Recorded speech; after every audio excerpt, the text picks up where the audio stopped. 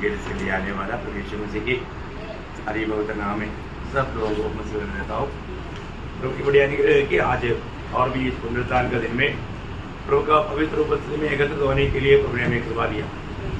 खास करके आज जो भी पहली बार हमारे बीच में आए उनको भी विशेष प्रभु यीशु मसीह के नाम से इस मंडली में स्वागत करता हूँ।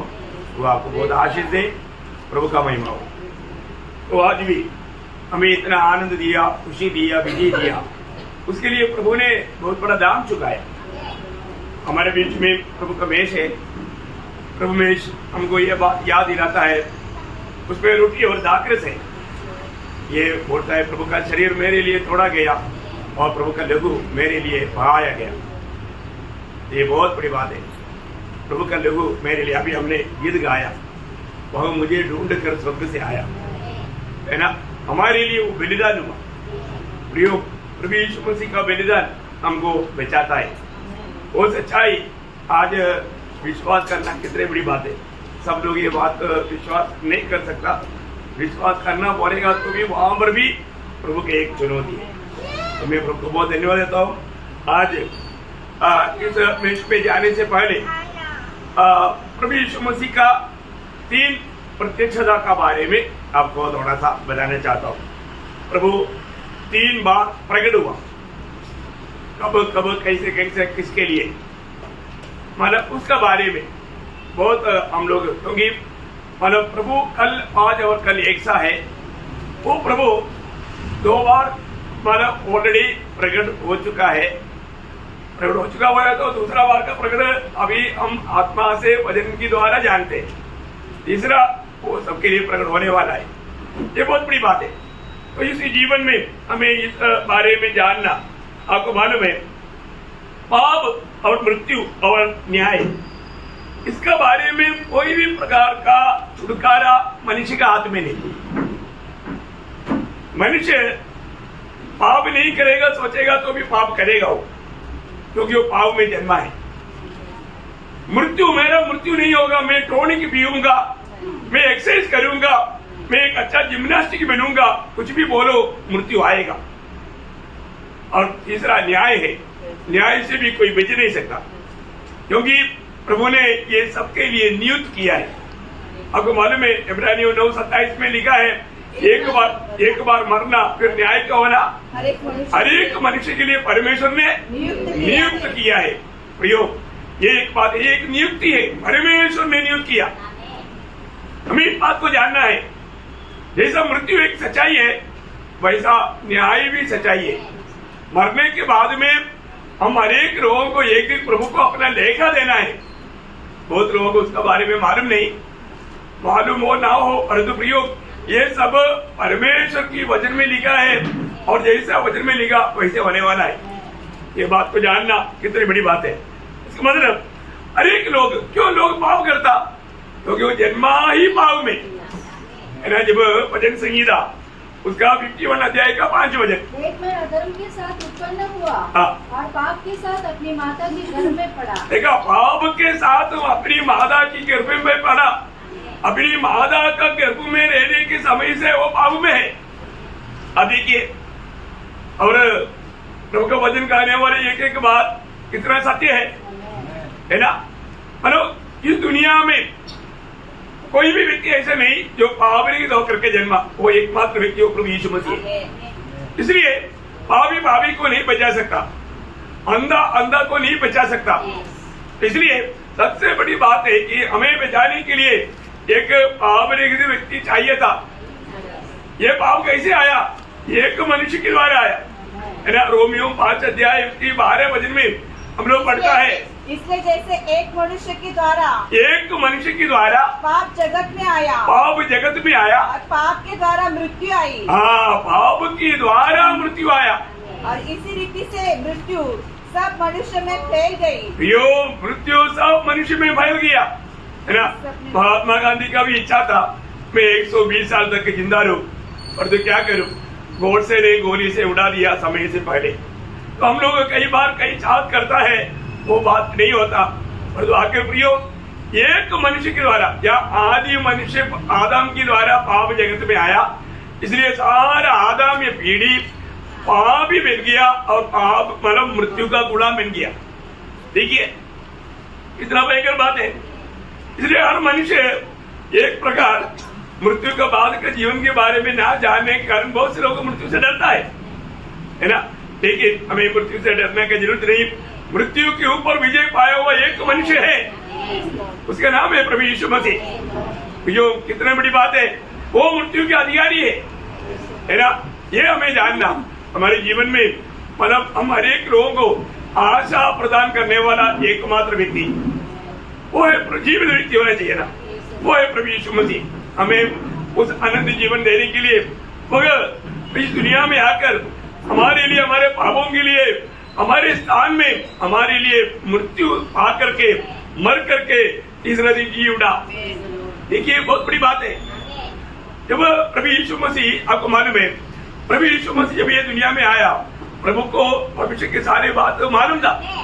यहाँ पर बैठा हुआ किसी को अपने भविष्य की बात मालूम नहीं? मालूम। अगला क्षण में क्या होने वाला है मनुष्य नहीं बोल सकता, और जो प्रभु को सारे बात मालूम था। किस कारण में एक बात है, सभी मनुष्य का एक चिल्लाहट है ना। जब रोमियो 7 अध्याय का 24 वचन में हम बढ़ता है, रोमियो 7 अध्याय, मैं कैसा अभागा मनुष्य हूँ, मैं कैसा अभागा मनुष्य हूँ, मुझे इस मृत्यु की देह से कौन छुड़ाएगा? कौन छुड़ाएगा? देखिए, मुझे इस मृत्यु की देह से कौन छुड़ाएगा, या एक मृत्यु रहेगी जीवन में कैसा विदा पाएगा, है ना। हर एक लोगों का दिल की गहराई से एक बहुत बड़ा चिल्लाहट था। प्रियो, हमें ये बात को जानना है, मृत्यु का कारण पाप है। हमें पाप से छुटकारा मिल गया तो हमें इस बात पर विजय है। देखिए, तो प्रभु यीशु मसीह पहली बार जो प्रकट हुआ, क्यों प्रकट हुआ? नंबर 1 बात, जब इब्रानियों 9 अध्याय का 26 वचन, नहीं तो जगत की उत्पत्ति से लेकर उसको बार-बार दुख उठाना पड़ता, पर अब युग के अंत में वह एक ही बात प्रकट हुआ है। अभी युग के अंत में एक ही बात प्रकट हुआ है, ताकि अपने ही बलिदान के द्वारा, अपनी ही बलिदान के द्वारा पाप को दूर कर दे। देखा, पाप को दूर कर दे, या पाप की क्षमा देने के लिए प्रभु यीशु मसीह दुनिया में मनुष्य बनकर आया, ये दुनिया में जन्म लिया। तो सबसे बड़ी बात है कि हमारे जीवन में दुनिया में बहुत से महान लोग हैं, उन्होंने अच्छा बात कहा है, परंतु हम पापियों को पाप से बचाने वाला एकमात्र व्यक्ति अल्लाह वो प्रभु यीशु मसीह है। हमको ये जानना कितना अच्छी बात है प्रियो, कितना अच्छी बात है। हमें पाप से छुड़ाने के लिए, हमें मुक्ति दिलाने के लिए प्रभु यीशु मसीह के जगत में आया, है ना। एक पाप रहित व्यक्ति ये दुनिया में जन्म होना असंभव है, क्योंकि पापी से जो भी जन्म होता वो सब पाप में ही जन्म होता। लेकिन हमारे लिए वो पाप रहित होकर के ये दुनिया में जन्म लिया एक कुंवारी के द्वारा। ये सारी बात प्रभु के वचन के अनुसार, प्रभु के वायदा के अनुसार हुआ। ये बात हमें जानना जरूरी बात है प्रियो। ये सब प्रभु का वचन और वायदा के अनुसार हुआ। प्रभु ने कहा था एक कुमारी गर्भवती होगा, है ना। जब यशायाह 7 अध्याय उसका 14 वचन, यशायाह यीशु मसीह की जन्म से करीब 700 साल पहले यशायाह ने यीशु मसीह के जन्म के बारे में कहा, इस कारण प्रभु आपकी चिन्ह देगा, सुनो एक कुमारी गर्भवती होगी। देखा, एक कुमारी गर्भवती होगा, ये कैसे संभव है ना। ये असंभव है, परंतु प्रभु के लिए कोई भी काम असंभव नहीं। प्रियो, परमेश्वर ने मानव जाति का उद्धार करने के लिए प्रभु ने बनाए वो मार्ग कितना श्रेष्ठ है। प्रभु का मार्ग दुनिया नहीं समझ सकता। प्रभु का मार्ग का खूबी यशायाह 55 अध्याय का 8वां वचन में यशायाह ही कहता है। यशायाह 55 अध्याय का 8वां वचन, क्योंकि यहोवा कहता है, मेरे विचार और तुम्हारे विचार एक समान नहीं। परमेश्वर का विचार में मनुष्य के विचार एक समान नहीं। न तुम्हारी गति और मेरी गति एक सी है, क्योंकि मेरी और तुम्हारी गति में और मेरे और तुम्हारे सोच विचार में आकाश और पृथ्वी का अंतर है। देखो, आकाश और पृथ्वी का अंतर है।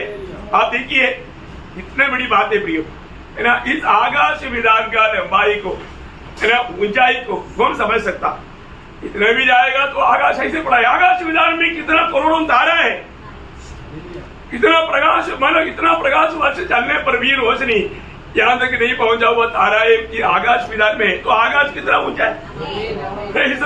इसको इतना ऊंचा विचार है प्रभु का हमारे बारे में, वो विचार में हम कैसे पहुंच सकता, नहीं पहुंच सकता। मनुष्य का विचारधारा कितना मानव सादा है, इतना छोटा सा है। एक बात जानना, उस महान प्रभु वो स्वर्गीय महिमा को छोड़कर दुनिया में आया और हमारा पापों को अपने ऊपर लेकर, क्योंकि पाप का मजदूरी मृत्यु है, जो हमें बचाने वाला है उसको मृत्यु सहना पड़ेगा और कोई मार्ग नहीं।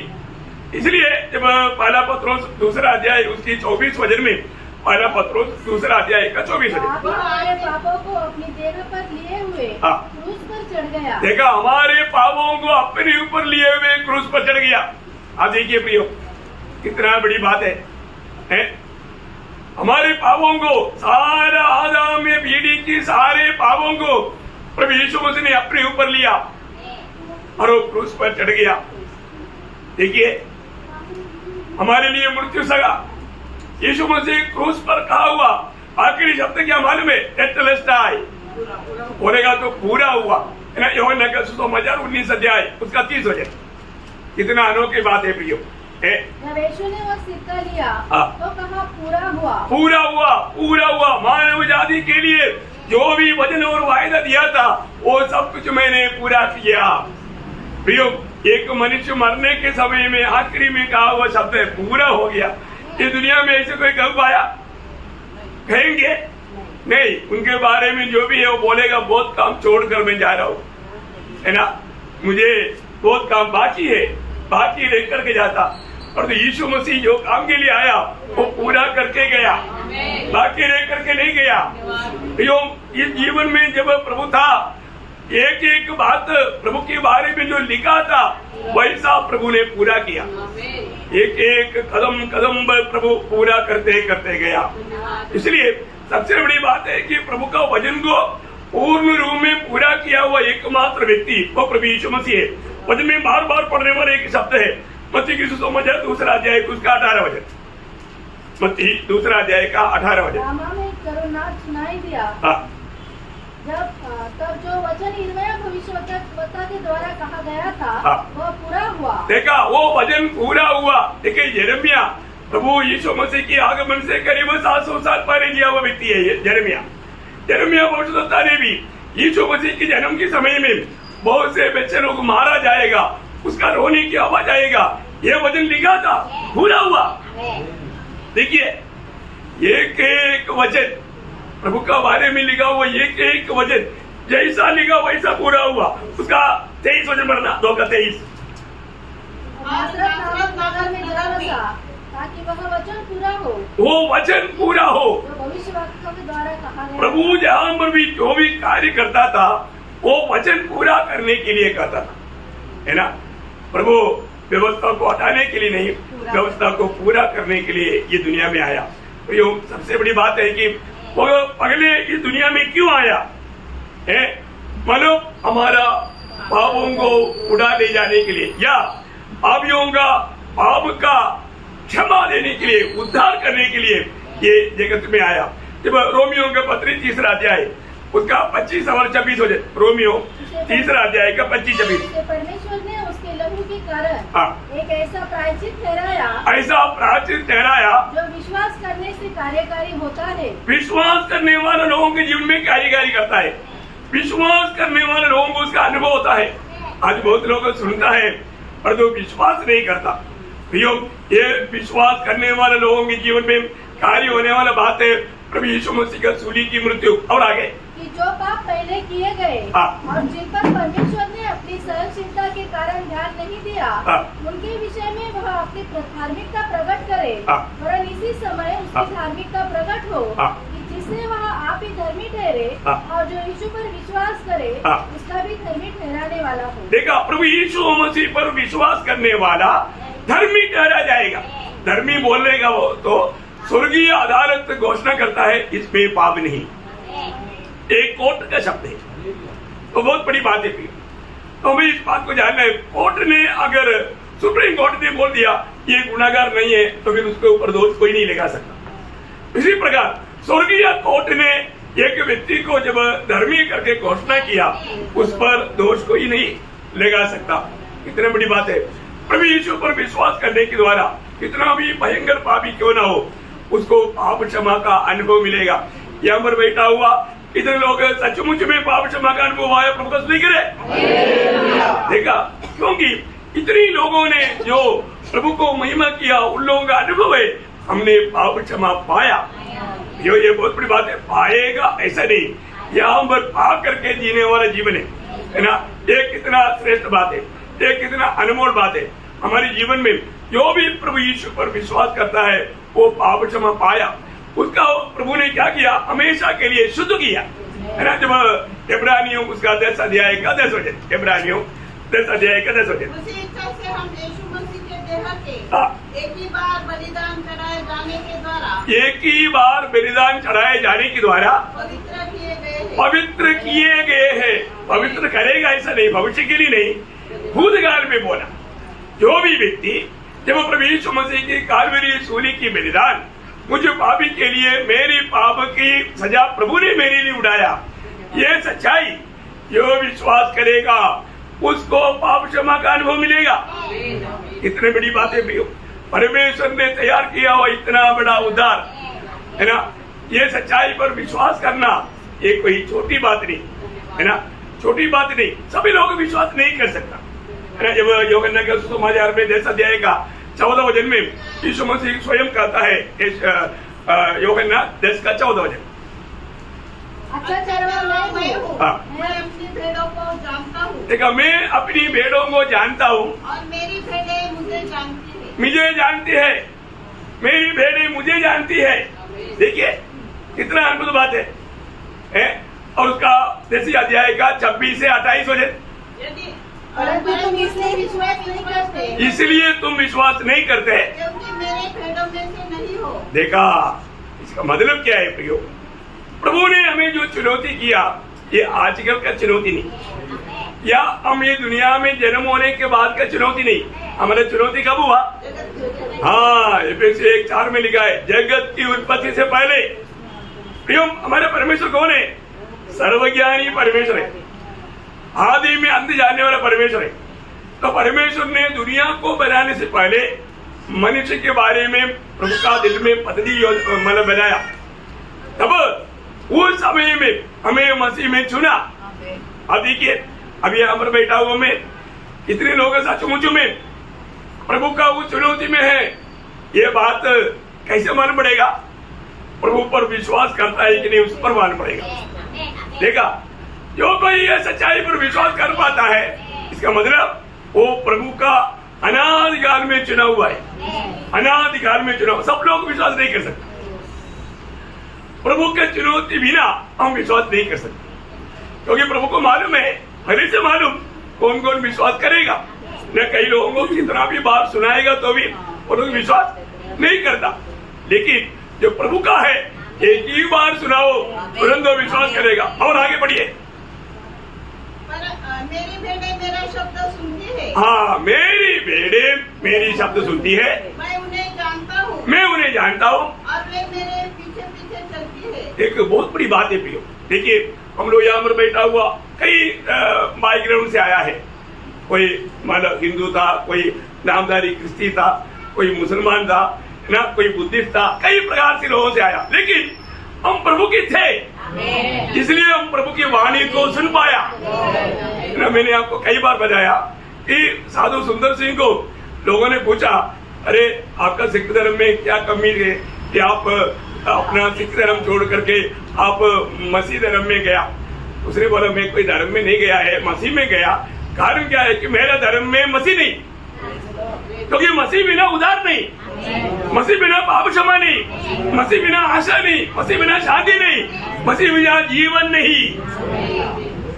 देखो कितना बड़ा गवाही है प्रियो, हमें इस बात को जानना है, क्योंकि प्रभु यीशु मसीह में सब कुछ है।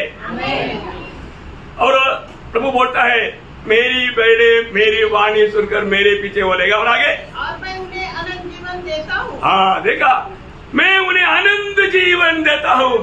आप देखिए, जीवन बोलेगा तो वो सिर्फ यीशु मसीह है। यीशु मसीह के बाहर जीवन नहीं। ये बात बोलेगा तो लोग बोलेगा हम जिंदा है ना, आपका थोड़ी क्षण भर का जीवन है, ये खत्म हो जाएगा। जीवन अनंत काल का है, वो जीवन हमें यहाँ पर पाना है। इसलिए पहला यूहन्ना 5 अध्याय 11-12 वचन में पढ़ता है, परमेश्वर ने हमें अनंत जीवन दिया है और यह जीवन उसके पुत्र में है। यह जीवन उसके पुत्र में है। जिसके पास पुत्र है, देखा, जिसके पास पुत्र है उसके पास जीवन है। उसके पास जीवन है। और जिसके पास परमेश्वर का पुत्र नहीं, जिसके पास परमेश्वर का पुत्र नहीं, उसके पास जीवन भी नहीं। देखा, प्रियोम प्रभु का वचन कहता है, जिसके पास परमेश्वर का पुत्र नहीं उसके पास जीवन नहीं। कितना अद्भुत बात है ना। वो हमें अनंत जीवन देने के लिए आया।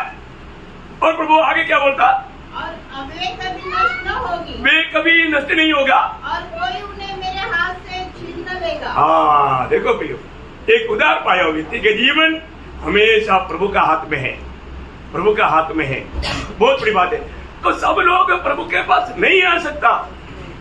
ये बात यूहन्ना का 6 अध्याय का 37 वचन में भी यीशु मसीह दावा करके बोलता है, जो कोई पिता मुझे देता है सब मेरे पास आएगा, वो सब मेरे पास आएगा, जो कोई मेरे पास आएगा उसे मैं कभी न निकालूंगा, कभी नहीं निकालेगा, कभी नहीं निकालेगा। उसका तैयारी नहीं। और मेरे भेजने वाले की इच्छा यह है, मेरा भेजने वाले की इच्छा ये है, जो कुछ उसने मुझे दिया है उसमें से मैं कुछ न खोऊं, परंतु उसे अंतिम दिन फिर जिला उठाऊं। देखा, अंतिम दिन में उसको जिला उड़ाएगा। प्रियो, ये कितना बड़ी बात है। मरने के बाद एक दिन जी उड़ने वाला दिन है प्रियो, ये बात कभी भूलना नहीं। तो सबसे बड़ी बात है, परमेश्वर का मनुष्य के बारे में योजना लोगों ने नहीं जाना, लेकिन हमें ये सच्चाई जानना कितनी बड़ी बात है। इसका मतलब आज हमारे जीवन में एक सच्चा शांति का जीवन बिताना है तो आशा का जीवन, आशा कौन दे सकता, जिंदा व्यक्ति है ना। आज कई लोगों पर विश्वास किया और दो जिंदा है कि नहीं उनको मार दे, अरे तो मर गया ना। जीवित कराने के लिए ये दुनिया में एकमात्र व्यक्ति है ना। दुनिया में कितनी महान लोगों का सबका कब्र बंद है और तो ये कब्र खुला हुआ है। कहां पर, दुनिया की मध्य में फालस्तीन देश में, वहां पर लिख कर रखा है, वह यहाँ पर नहीं, वो जी उठा। कितने बड़ी बात है प्रियो, आज तक वो कब्र खुला पड़ा है प्रियो। आज भी कितने हजारों लोग उधरी विजिटिंग के लिए जाता है। मैं एक बात आपको बताना चाहता हूँ, बाकी सबका कब्र बंद रहने के समय में एक कब्र दुनिया के मध्य में खुला पड़ा है, वो एक खुला गवाही देता है। क्या गवाही देता है, वो जी उठा है। जीवित व्यक्ति ही हमें जीवित आशा दे सकता है ना। मर गया वो व्यक्ति, मैं तेरे को बिस्किट लेकर आता हूँ, जाते वक्त मर गया, बिस्किट लेकर आएगा नहीं, आना, मर गया, वो आशा पूरा नहीं होगा। जीवित व्यक्ति ही हमारे आशा पूरा कर सकता। और प्रभु ने हमें जीवित आशा दिया, प्रभु ने हमें दिया हुआ आशा का नाम क्या है, जीवित आशा। बहुत बड़ी बात है ना। ये जीवित आशा कितने लोगों के पास है, प्रभु का धन्यवाद हो। प्रभु में है तो उसके पास जीवित आशा भी है। तो ये बहुत बड़ी बात है। मैं आपको बताना चाहता हूँ, तो हमारे प्रभु यीशु मसीह पहली बार ये दुनिया में हम पापियों का उद्धार करने के लिए आया।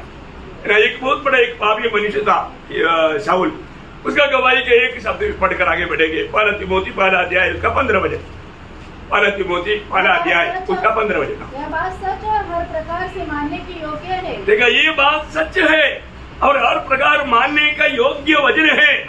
मसीह यीशु पापियों का उद्धार करने के लिए, देखो, मसीह यीशु पापियों का उद्धार करने के लिए जगत में आया। ऐसा कोई आया क्या? आज तक के चरित्र में नहीं है प्रियो, इतिहास में नहीं है। जो भी आया सब पापियों को मारने के लिए आया। बोलते हैं पापियों को मारने के लिए आया, तो सबको मारना चाहिए था, क्योंकि सब पापी है। तो बहुत बड़ी बात क्या है कि ये दुनिया में पापियों का उद्धार करने के लिए परमेश्वर एक ही बार जगत में आया, और वो है प्रभु यीशु मसीह। और वो व्यक्ति क्या बोलता है आगे, जिनमें सबसे बड़ा मैं हूँ। देखा, वो बोलता है जिनमें सबसे बड़ा मैं हूँ। देखा, मैं एक बड़ा पापी इंसान था, मुझको भी प्रभु ने उद्धार किया, मेरा भी प्रभु ने उद्धार किया। कितनी बड़ी बात है ये बहुत बड़ी बात है। तो इसलिए प्रभु यीशु मसीह पर विश्वास करने वालों को पहली बात तो पाप क्षमा मिलता, तो इसके बाद फिर वो प्रकट अभी काम हो रहा है, स्वर्ग में हो रहा है ना। उसके बारे में कोई इब्रानियों 9 अध्याय उसका 24 वचन पढ़ना।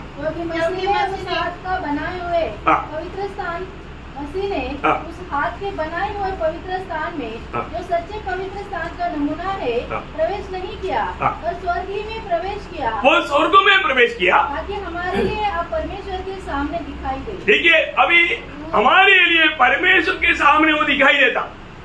देखा, पहले वो दुनिया में दिखाई दिया, अभी कहाँ पर दिखाई देता? स्वर्ग में परमेश्वर की दाहिने ओर बैठा हुआ अवस्था में दिखाई देता। आप देखिए प्रियो, ये भी कितना बड़ी बात है ना। ये बात भी जानना कितना हमारे लिए उत्कृष्ट बात है। आज प्रभु यीशु मसीह हमारे लिए मतलब स्वर्ग में पिता की दाहिनी ओर बैठा है। क्यों बैठा मालूम है? जब प्रभु का लोग पाप करता है तो पाप का आरोप लगा करके शैतान प्रभु के पास पहुंच जाता। ये तेरा बेटा बोलता ना, पर दूसरे पाप किया, अनुचित काम किया, इसको मेरे हाथ में दे दे, वो बोलने के लिए जाता। अभी यीशु मसीह हमारे लिए विनती करता है, इसलिए इसको मैंने लघु से खरीदा है। प्रियो, एक बात मैं आपको बताना चाहता हूँ, मतलब प्रभु का वचन क्या कहता है, हमारा जीवन में उद्धार पाया हुआ लोगों से पाप नहीं होगा ऐसा नहीं, लेकिन कुछ वचन पड़ेगा तो लोगों को ऐसा लगेगा, है ना। पहले यूहन्ना 3 अध्याय का 9 वचन, पहले यूहन्ना 3 का 9, जो कोई परमेश्वर से जन्मा है, जो कोई परमेश्वर से जन्मा है वो पाप नहीं करता, वो पाप नहीं करता, क्योंकि उसका बीज उसमें बना रहता है। हाँ। और वो पाप कर ही नहीं सकता। हाँ, क्या वचन है प्रियो, है ये वचन कहता है जो भी परमेश्वर से जन्मा बोलेगा तो प्रभु यीशु मसीह पर विश्वास करने वाले लोगों को परमेश्वर की ओर से एक जन्म मिलता। देखिए, हम लोग सब ये दुनिया में क्यों आया? एक जन्म के द्वारा आया। इसी प्रकार हम स्वर्ग में कौन जाएगा? स्वर्गीय होकर के नया जन्म पाएगा तो, या स्वर्गीय पिता से जन्म पाएगा तो। स्वर्गीय पिता से जन्म कैसे पाएगा जानना चाहिए ना, बहुत सरल बात है ना। यूहन्ना का सुसमाचार 12 अध्याय उसका 12-13 वचन, परंतु जितनों ने उसे ग्रहण किया, देखा, जितनों ने उसे ग्रहण किया, किसे? प्रभु यीशु मसीह को। जितने लोगों ने प्रभु यीशु मसीह को ग्रहण किया, उसने उन्हें परमेश्वर की संतान होने का अधिकार दिया। देखा, परमेश्वर का संतान होने का उनको अधिकार दिया। अधिकार दिया, कारण क्या है? 13 वचन, वे न तो लहू से, वे ना तो लघु से, न शरीर की इच्छा से, शरीर से इच्छा से नहीं, न मनुष्य की इच्छा से, मनुष्य की इच्छा से नहीं, परंतु परमेश्वर से उत्पन्न हुए। देखा, परमेश्वर से उत्पन्न हुआ। कितने लोग परमेश्वर से उत्पन्न हुआ वो नया जन्म पाया प्रभु की स्तुति करेंगे? कितना अच्छी बात है भैया, है परमेश्वर से उत्पन्न हुआ। अभी यहाँ पर प्रभु का वचन क्या बोलता है? जो भी प्रभु में जो नया जन्म पाया वो पाप नहीं करता। पाप नहीं करता, लेकिन पाप होता है कि नहीं? होता है। इसलिए पहले यूहन्ना 2:1 में क्या लिखा? हे मेरे बालकों, हाँ, मैं ये बातें तुम्हें इसलिए लिखता हूँ हाँ, कि तुम पाप न करो। देखा, अभी बोलते हैं पाप ना करो। अभी पहले क्या बोला?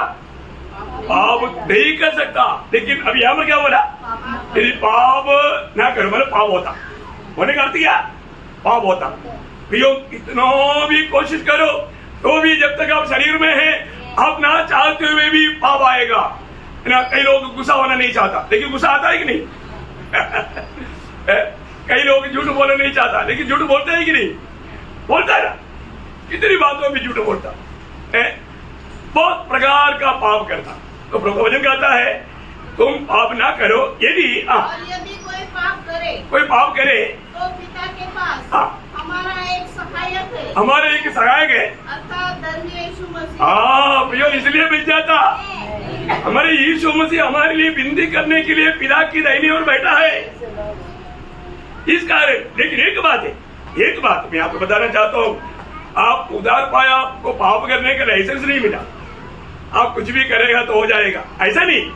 पाप हुआ तो क्या करना चाहिए? कोई पहले यूहन्ना 12 अध्याय का 9 वचन, यदि हम अपने पापों को मान ले, हाँ, यदि हम अपने पापों को मान ले तो वह हमारे पापों को क्षमा करने और हमें सब अधर्म से शुद्ध करने में विश्वास योग्य और धर्मी है। हाँ, देखा प्रियो, हमें क्या करना चाहिए? हमें पापों को मान लेना चाहिए, हमें प्रभु के सामने कबूल करना चाहिए। प्रियो, जब तक हम ये दुनिया में हैं, तब तक हमारे में पाप आने का खतरा रहता है। दुष्ट मौका ढूंढते रहता है, जहाँ पर भी अवसर मिलेगा हमें पाप में गिरा देगा वो। इसलिए यीशु मसीह ने चेलों को सिखाया हुआ प्रार्थना में भी प्रभु ने क्या सिखाया था? मत्ती 6 अध्याय का 13 वचन, मत्ती 6। और हमें परीक्षा में न ला। हमें परीक्षा में ना ला, परंतु बुराई से बचा। बुराई से बचाओ, क्योंकि राज्य और पराक्रम। बुराई से बचाओ या उस दुष्ट से बचाओ, है ना? वहां पर लिखा है वो दुष्ट कौन है? शैतान। उस दुष्ट से बचाओ। यीशु मसीह जब ये दुनिया में था तभी भी पिता से चेलों के लिए, इवन हमारे लिए तक उन्होंने प्रार्थना की। आपको याद है ना? यूहन्ना का सुसमाचार 17 अध्याय उसका 20 वचन पढ़ना। मैं केवल इन्हीं के लिए विनती नहीं करता। बोलने के मालूम मैं सिर्फ ये चेलों के लिए ही सिर्फ प्रार्थना नहीं कर रहा हूँ, परंतु उनके लिए भी जो इनके वचन के द्वारा मुझ पर विश्वास करेंगे। Praise the Lord. आज भी हम लोग ठोकर खाने से कैसे बच गया, शैतान का शिकार होते हुए नष्ट होने से कैसे बच गया? प्रभु का हमारे प्रति विनती के कारण। प्रभु हमारे लिए विनती करता है उस कार्य। कितने बड़ी बात है प्रियो, है ना? आज भी वो पिता की लाइने और बैठ करके हमारे लिए विनती करते रहता। ये बड़ी अनमोल बात है प्रियो, ये बड़ी अनमोल बात है। और तीसरा बात है ना, इसका मतलब अभी प्रभु उद्गार में जो प्रकट हुआ था, हम पापियों के लिए प्रकट हुआ। हमारे पाप का सजा मृत्यु प्रभु ने हमारे लिए उठाया। वो मर गया, गाड़ा गया, तीसरे दिन जी उठ करके मृत्यु के ऊपर विजय पा करके हमें जीवित आशा दिया। अभी वो काम रहे स्वर्ग में पिता परमेश्वर की दाहिनी ओर बैठता है और हमारे लिए वो विनती करता है। अभी तीसरा प्रकटीकरण प्रकट क्या है? कोई इब्रानियों 9 अध्याय उसका 28 वचन। वैसे ही मसीह भी बहुतों के पापों को उठा देने के लिए एक बार बलिदान हुआ, और जो लोग उसकी बाट जोते हैं, जो लोग प्रभु यीशु मसीह के आगमन की बाट जोते हैं, उनके उद्धार के लिए दूसरी बार बिना पाप उठाए हुए दिखाई देगा। प्रियो, ये एक बात जानना, ये दुनिया में मरने के बाद में वापस आएगा करके बताया वो एकमात्र व्यक्ति यीशु मसीह। मैंने इसलिए आपको बताया था, यीशु मसीह अपनी कदम कदम की हर एक बातों को जानता था। वो पहली बार दुनिया में मरने के लिए आया, लेकिन अभी मरने के लिए नहीं आ रहा है। अभी प्रभु यीशु मसीह पर विश्वास किया हुआ अपने पवित्र लोगों को लेने के लिए आ रहे है ना? क्योंकि आपको मालूम है जब यीशु मसीह जब दुनिया में था तब चेलों को खाने लगा। जब मत्ती 26 अध्याय उसका 2 वचन, 1 और 2 दोनों वचन पढ़िएगा। जब यीशु ये सब बातें कह चुका तो अपने चेलों से कहने लगा, तुम जानते हो कि 2 दिन के बाद फसह का पर्व है और मनुष्य का पुत्र क्रूस पर चढ़ाए जाने के लिए पकड़वाया जाएगा। देखिए, मनुष्य का पुत्र को पकड़वाया जाएगा। तब प्रधान याजक और प्रजा के पुण्य कैफा नामक महायाजक के आंगन में इकट्ठा हुए। बहुत बड़ी बात है प्रियो, हमें ये बात को जानना है कि प्रभु एक एक बात समय तक पहचान करके वो बजाता है। अब देखिए कितना अनमोल बात है। मैं एक बात आपको बताऊं, उसी का 16 अध्याय मत्ती उसका 16 अध्याय उसका 21 से पढ़ना। उस समय से यीशु अपने चेलों को बताने लगा, अवश्य है कि मैं यरूशलेम को जाऊं और पुन्नियों और प्रधान याजकों और शास्त्रियों के हाथ से बहुत दुख उठाऊं और मार डाला जाऊं और तीसरे दिन जी उठूं। देखिए, तीसरा दिन मैं कहाँ पर मरेगा? कहाँ मरेगा? यरूशलेम में। आप लोग सोया क्या? अरे जोर से बोलो ना। अरे वो बेथलेहम में क्यों नहीं मरा? में क्यों नहीं मरा? अरे वचन में लिखा ना, प्रभु को करेक्ट मालूम है, कोई चाकू से क्यों नहीं मारा? वचन देखा, हर एक बात प्रभु को मालूम है। कहां पर मारा जाएगा, कैसा मारा जाएगा, किसकी द्वारा मारा जाएगा, मरने के बाद में क्या होगा, ये दुनिया में कोई बोल सकता है क्या? अरे वो सच्चा जीवित परमेश्वर है भाई है। तो अभी वो वापस प्रकट होने वाला है। आप देखिए, हमारे प्रभु के बारे में, हमारे परमेश्वर के बारे में हमें कितना ज्ञान है, कितना ज्ञान है। मतलब बहुत लोगों के जीवन को देखता है तो वो बोलता है कि मैं प्रभु में हूं, प्रभु को जानता हूं, लेकिन उनके जीवन में वो बात दिखता नहीं है। हमारे जीवन में ऐसा कोई बात है जो प्रभु नहीं जानता? सब जानता है ना। जब यूहन्ना का सुसमाचार उसका 21 अध्याय का 17 वचन पढ़ना, उसका बी पाठ, यूहन्ना 21 अध्याय का 17 वचन का बी पाठ। प्रभु तू तो सब कुछ जानता है। देखा, हे प्रभु तू सब कुछ जानता। पियो प्रभु ना, अभी कई लोग कई ऐसा बड़े गुनाह करके भी इतनी बहुत अच्छा धर्मी दिखाते हुए बैठता, लेकिन कोई फायदा है पियो? है प्रभु सब जानता है। हमारा जीवन में हम क्या किया है, क्या बोलता है, क्या सोचता है, क्या करता है, सारी बात को जानता है पियो। लेकिन बहुत बार लोग मतलब प्रभु को ना जानने का, प्रभु का सच्चा ज्ञान ना होने का, प्रभु का भय ना होने का, है ना, मनमानी में जी करके ये शो करता है। मैं एक बात आपको बताना चाहता हूँ, हमारा परमेश्वर का खूबी भैया, वो कहीं खड़ा करेगा तो उधर ही रहने वाला ऐसा परमेश्वर नहीं। हमारे परमेश्वर का खूबी मैं आपको बताऊं। पहली बात, जब 139 वचन संगीता का 4 वचन,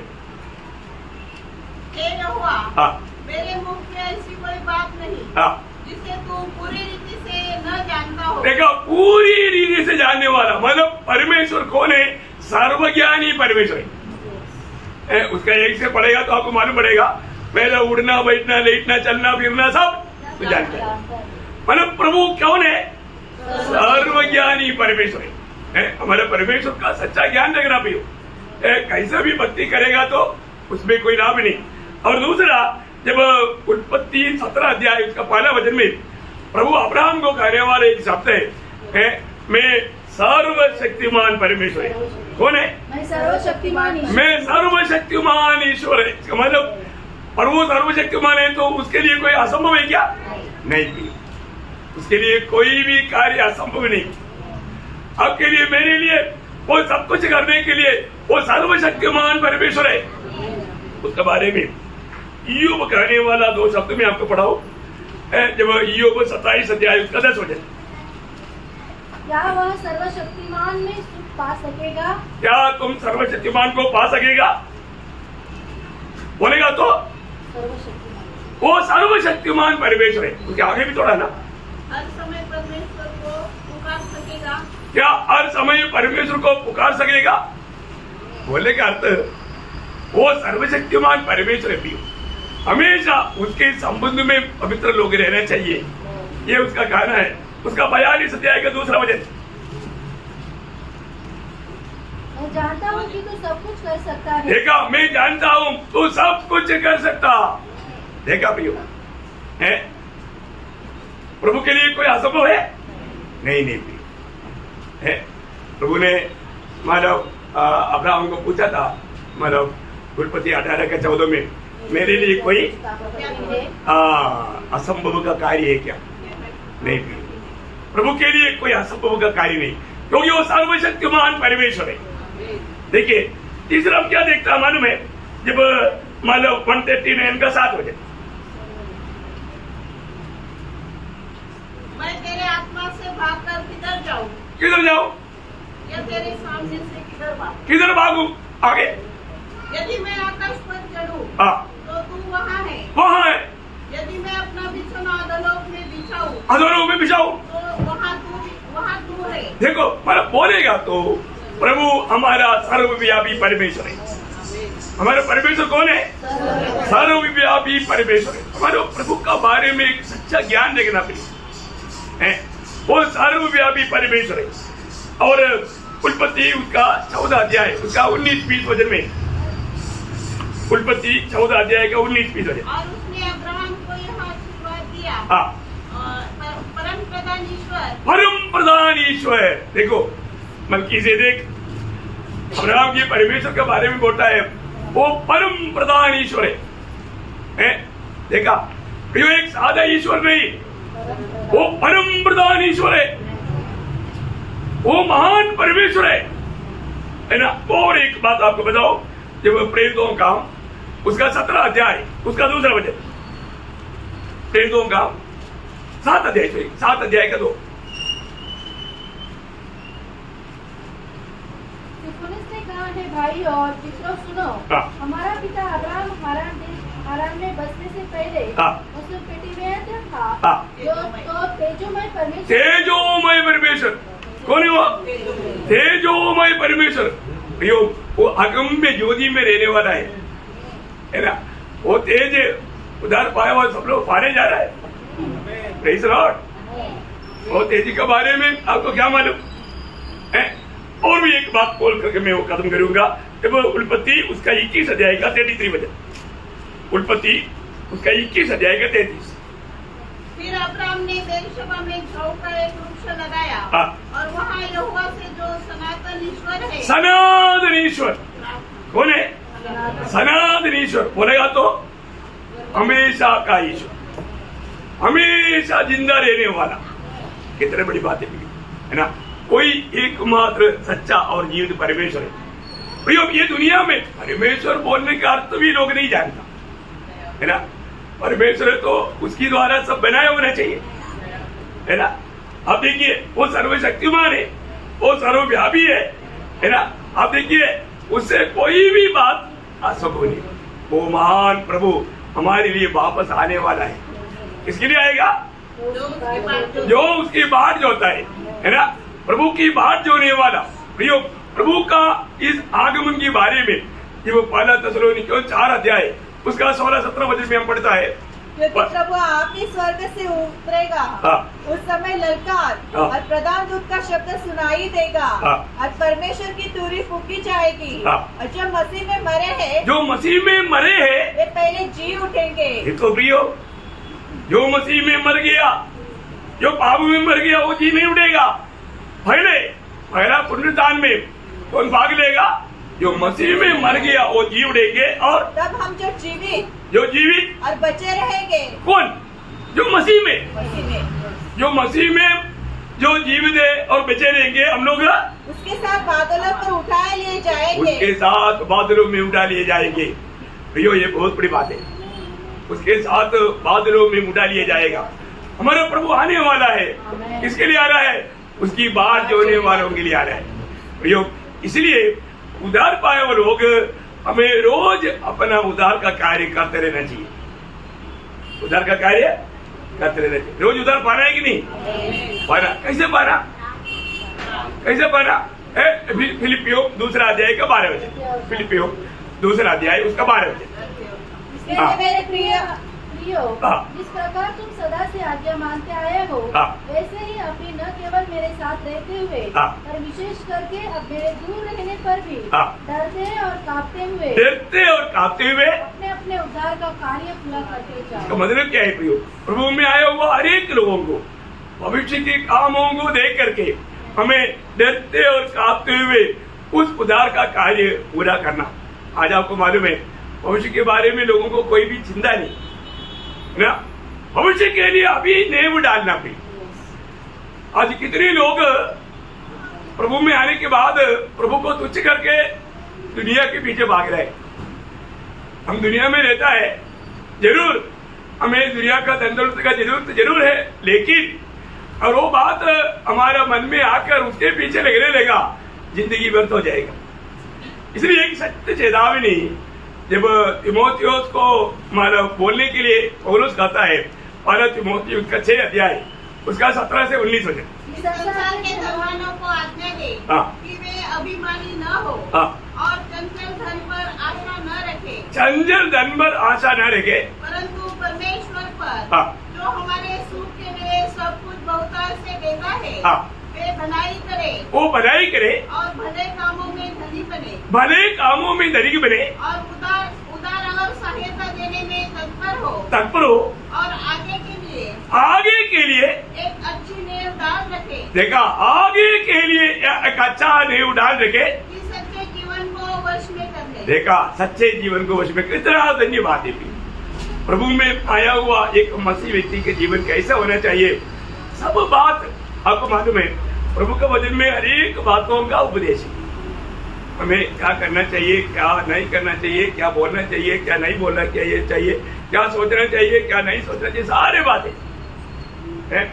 कई लोग उसको गलत रीति में इस्तेमाल करता, वो उसका धोखा है। देखिए प्रियो, हमें ये बात को जानना है, हमारा प्रभु यीशु मसीह आने वाला है। हम उसकी तैयारी में है कि नहीं? आपको मैंने कल भी सुनाया था, जब बाइबल का आखिरी किताब प्रकाशित वाक्य की किताब है, उसका आखिरी अध्याय 22 अध्याय है। 22 अध्याय में प्रभु ने 3 बार बोला। कितने बार? 3 बार, है ना। 22 अध्याय का 7 वचन,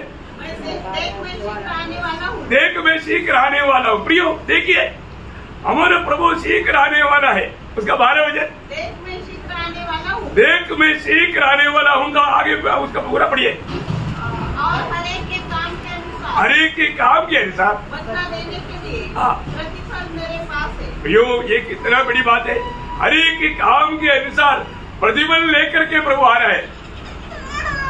कितना बड़ी बात। उसका 20 वचन, जो इन बातों की गवाही देता है वह यह कहता है, हाँ मैं शीघ्र आने वाला हूँ। आमीन आमीन। कितनी बड़ी बात है। इसका मतलब हमें मालूम है प्रभु शीघ्र आने वाला है, लेकिन हमें ये नहीं मालूम कब आएगा। हमें वो दिन नहीं मालूम, वो हफ्ता नहीं मालूम, वो महीने नहीं मालूम, वो साल नहीं मालूम। इसलिए हमारे कर्तव्य क्या? प्रभु ने क्या बोला? जो उसकी बाट जोता, बाट जोते रहना, या एक प्रकार बोलेगा तो तैयार रहना, है ना। जब मत्ती 25 अध्याय का 10 वचन, मत्ती 25 अध्याय का 10 वचन, जब वो लेने को तो दूल्हा आ पहुंचा और जो तैयार थे वे उसके साथ विवाह के घर में चली गई। देखा, वो उनके साथ चला गया जो तैयार थे। प्रियो प्रभु ने बोला है तैयार रहने के लिए, जो तैयार थे वो चला गया। हमें ये बात को जानना है, मैं प्रभु यीशु मसीह की आगमन की बाट जोते हुए उसकी तैयारी में है क्या, है ना। वापस भी उसकी 24 अध्याय का 42 वचन, इसलिए जागते रहो बोलने का अर्थ हम रात को नहीं सोना, ऐसा नहीं। प्रभु के वचन के अनुसार प्रभु ने बताए हुआ बातों में बना रह करके जीना, रात को अच्छा नींद लेना, कोई पाप नहीं। लेकिन जागते रहने का अर्थ हम प्रभु ने बताए हुआ बातों में बना रहना। जागते रहो क्योंकि तुम नहीं जानते कि तुम्हारा प्रभु किस दिन आएगा। किस दिन आएगा, दिन नहीं जानते। उसका 44, इसलिए तुम भी तैयार रहो। इसलिए तुम तैयार रहो, क्योंकि जिस घड़ी के विषय में घड़ी उस घंटा नहीं जानता। उसका 46, धन्य वह दास जिसे उसका स्वामी आकर ऐसा ही करते पाए। जो बताए हुआ कामों को करते हुए, जो सच में प्रभु की इंतजार में रहने वाला, अनुभव में पाया जाने वाला अवस्था। और एक वजह उसका वही अध्याय का 50-51, तो उस दास का स्वामी ऐसे दिन आएगा जब वह उसकी बाट न जोता हो और ऐसी घड़ी जिसे वह न जानता हो तब वह उसे भारी ताड़ना देगा और उसका भाग कपटियों के साथ ठहराएगा। वहाँ रोना और दांत पीसना होगा। देखा प्रियो, हमारे जीवन में अगर हम दुर्लक्ष्य करेगा तो हमारे लिए दुखदायक अवस्था है। हमें जागृत रहना। रोने का अवस्था कहां पर आता? इस अनंत काल का नरक के आग में। देखिए, अनंत काल का नरक में हो जाएगा। हमें इतना शक्ति चेतावनी मिलने के बाद भी यदि हम प्रभु को सम्मान नहीं किया, प्रभु की बातों को अगर नहीं माना, आपको मालूम है ना, पुलिस स्टेशन से आपको एक ऑर्डर आया, एक सिपाही आकर बोला, देखो कल 10 बजे स्टेशन में आने के लिए मतलब डीएसपी साहब ने कहा है। 10 बजे क्या, 9:30 बजे ही पहुंचेगा कि नहीं है? डीएसपी क्या चीज है, मैं नहीं जानता। क्या होगा? थोड़ी देर के बाद में एक जीप आएगा, 5-6 लोग भी होगा, वहां पर वो थप्पड़ देगा, उठा करके गाड़ी पे डालेगा, लेके जाएगा, उधर भी 4 लात मारेगा, फिर बात करेगा। बात तोड़ कर देखो है। अगर दुनिया का एक अधिकारी की बात तोड़ने पर ये सजा है तो प्रियो, अधिकारी के ऊपर और एक अधिकारी, सारे अधिकारियों के ऊपर एक सर्वाधिकारी, वो है महान परमेश्वर। वो सर्वाधिकारी परमेश्वर है। उसकी बातों को टालना ये अच्छी बात है, अच्छी बात है। तो प्रभु आपको आशीष दे, प्रभु को महिमा मिले। आप जरूर अच्छा तैयारी में रहना। हमारा प्रभु एक बार आया प्रियो, हम पापियों का उद्धार करने के लिए। आज भी प्रभु की लोगों से अगर गलती होता है तो उसको बजाने के लिए पिता के दाहिने और बैठ करके वो विनती करता। आखिर ये एक दिन प्रभु का पवित्र लोगों का गिफ्ट जब पूरा हो जाएगा, तब प्रभु यीशु मसीह बादलों में आएगा और हमें लेकर जाएगा। हम हर एक पवित्र लोग जिन्होंने उद्धार पाया वो प्रभु के आगमन आज होंगे, इस आशा में, उस तैयारी में रहना, ये प्रभु का हमारे बारे में इच्छा है। आज अगर प्रभु आएगा तो मैं प्रभु के साथ जाने के लिए तैयारी में है कि नहीं, ये बात को परखना। ये वचन के द्वारा प्रभु आपको आशीष दे, प्रभु को महिमा मिले। आमीन।